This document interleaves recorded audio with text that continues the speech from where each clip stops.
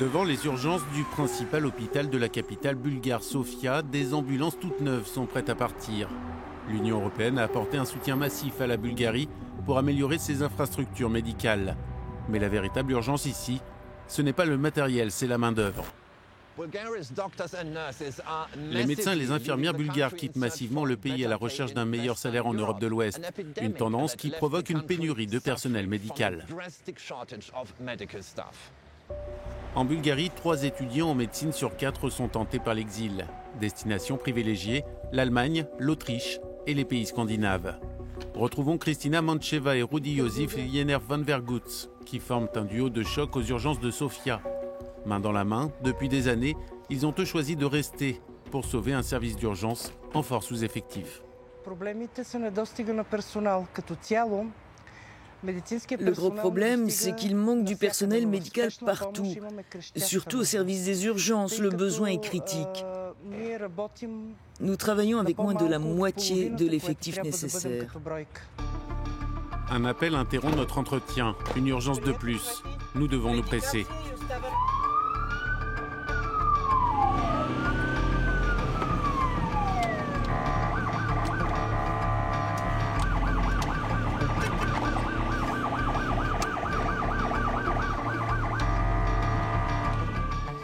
L'équipe ne le sait pas encore, mais derrière cet appel, une question de vie ou de mort.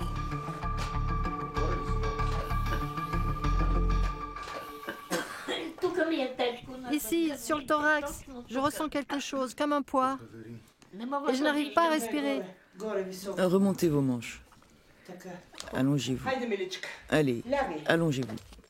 Une crise cardiaque, l'équipe sort l'électrocardiogramme. Il n'y a rien d'inquiétant pour votre cœur. Sachez-le, soyez tranquille. La Bulgarie vieillit rapidement, les besoins médicaux augmentent. Tandis que parmi la jeune population active, l'exode continue. Les Nations Unies estiment que la Bulgarie perdra 23% de sa population d'ici 2050.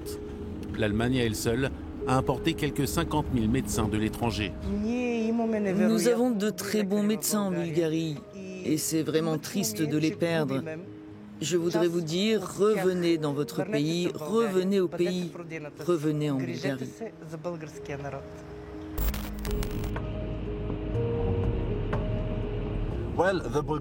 Le système de santé bulgare est malade. Découvrons pourquoi, partons à Vidin.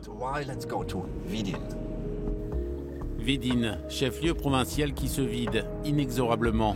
La ville a perdu un tiers de sa population en 30 ans. La région est la plus âgée de Bulgarie. Les pharmacies y sont florissantes. Nous avons rendez-vous avec Svetlina Miloslavova. Elle lutte contre l'éléphantiasis. Pour ses jambes, plusieurs fois par semaine, elle devrait voir des massothérapeutes. Impossible à Vidin, il n'y a pas de spécialiste. Il me faut au minimum 3 heures par jour pour changer mes bandages.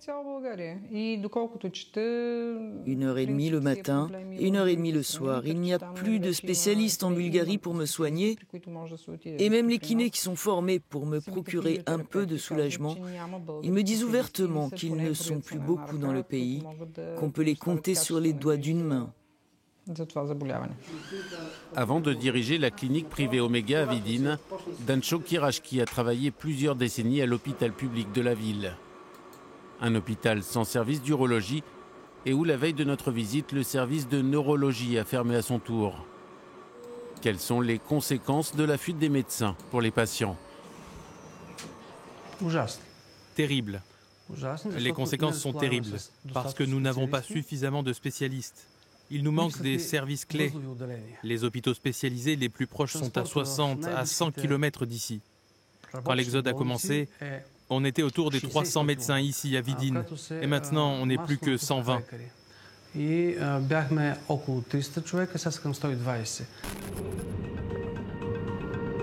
De retour à Sofia, nous rencontrons Rumiana Todorova, une de ces médecins bulgares qui a choisi l'exil.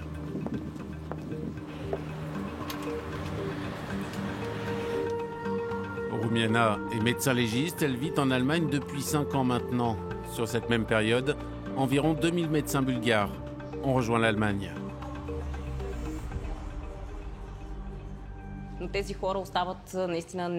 Les médecins ne sont pas assez reconnus par la société bulgare en général.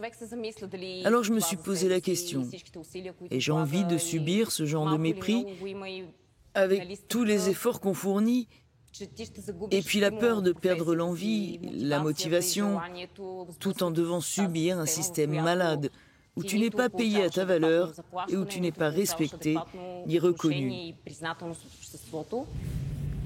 Mais il reste encore un peu d'espoir pour le système de santé bulgare. Nous le trouvons ici, dans l'hôpital universitaire bien équipé de Sofia.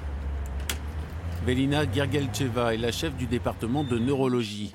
Ses recommandations, mieux rémunérer les médecins, investir dans les technologies de pointe, accorder aux jeunes médecins une perspective de carrière sur 10 ans, à l'instar des concurrents d'Europe de l'Ouest. Je crois que tous les jeunes médecins doivent avoir le choix. C'est bien d'avoir le choix de devenir un bon spécialiste, de travailler dans son pays, mais aussi d'accumuler des expériences à l'étranger. Pourquoi pas? Moi-même, j'ai travaillé en Allemagne, à Munich.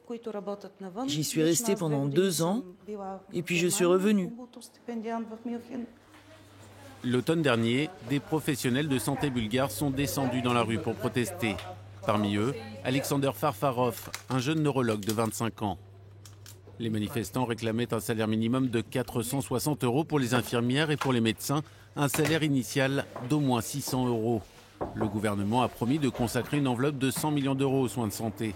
Une grande partie de ce budget serait consacrée aux augmentations de salaire. Farfarov veut rester en Bulgarie, mais il souhaite aussi réformer le système en profondeur. Des fonds d'assurance santé privés devraient être lancés et les jeunes médecins devraient avoir des opportunités de recherche et de carrière dans toute la Bulgarie. Le plus grand problème de la santé en Bulgarie, c'est que trop de professionnels quittent le pays pour travailler à l'étranger et que les zones rurales manquent vraiment de personnel. Nous devons rendre ces régions plus attractives pour les jeunes, afin qu'ils puissent y commencer leur vie.